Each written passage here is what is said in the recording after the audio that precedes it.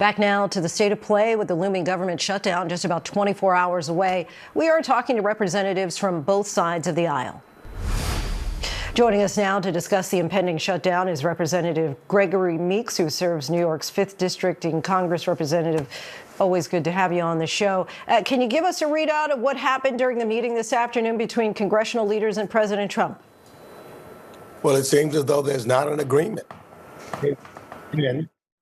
The president and my Republican colleagues refuse to negotiate with Democrats.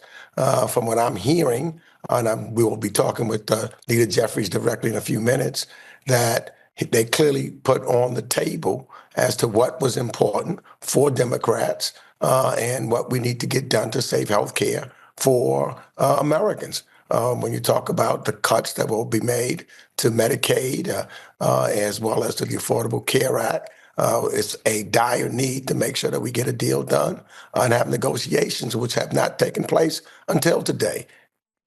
Vice President Vance insists that Democrats will be to blame for any shutdown. Your response to that? Yeah, well, Republicans control the House. Republicans control the Senate. Republicans are in the White House. This is their shutdown. We have been trying to meet and to discuss and to talk about various issues for a long period of time. Only thing that has happened is the president has rescinded a lot of the funds that would go to help with health care in the big ugly bill. This is the first time that the opportunity to sit down and have discussion is taking place. So clearly, this is a Republican shutdown. They have the ability to right now to say that we're going to keep Medicaid and the subsidies to the Affordable Care Act in place. We're going to have these negotiations. We're going to talk with you, but they refuse to do that. Democrats have helped pass continuing resolutions previously in order to keep the government open. So what's the difference now? The difference is this: they say it's a clean CR, but it's dirty. You know, there's been rescissions. You've been seeing already things that the Congress has agreed upon, and the president has rescinded many of those.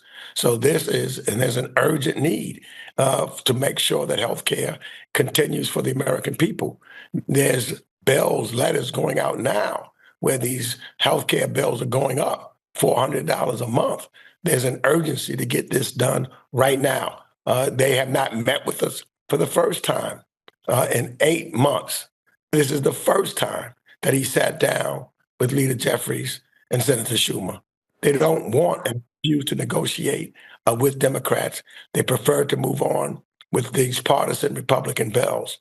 In fact, it was Schumer and Jeffries that first contacted the president to have this meeting, and the president denied them.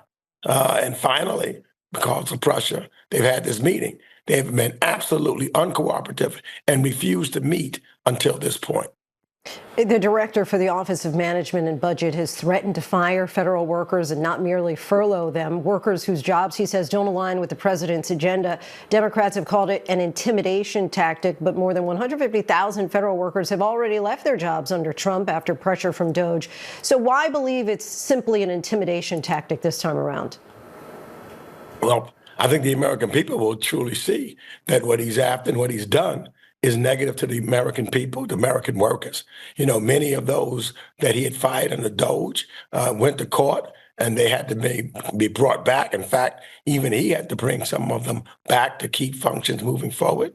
So I would hope that the president would just come to the negotiating table so that we can talk and figure this out in a bipartisan way and not to try to continue punishing the American people. There is no guarantee that he's not going to try or continue to try to put the American people out of work. Congressman Gregory Meeks, appreciate you as always. Thank you. Thank you for having me.